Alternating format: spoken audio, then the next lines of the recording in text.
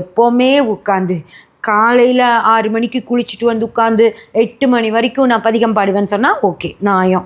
திரும்பியும் சாயந்தரம் 6 மணிக்கு குளிச்சுட்டு வந்து உட்காந்து அவருக்கு விளக்கேற்றி நெய்வேத்தியம் பண்ணி 8 மணி வரைக்கும் நான் பாடுவேன்னா அது ஓகே. அதுதான் உண்மையாகவே பாடுறது, பதிகங்களெல்லாம் சொல்கிறது, பாடுறது.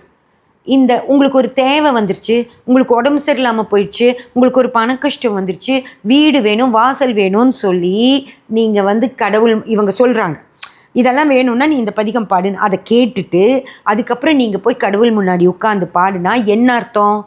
உனக்கு ஒன்று வேணும்னு அர்த்தம். நீங்கள் துதி பாடுறதுனால கடவுள் உங்களுக்கு அதை கொடுக்க மாட்டார். புரிஞ்சதா? அதே மாதிரி தான் உடம்பு சரியில்லை அப்படின்னா பதிகம் சொன்னால் உங்களை காப்பாற்ற மாட்டார். உடம்பு சரியில்லைங்கிறதே உன் கருமாவால் உனக்கு வர்றது தான்.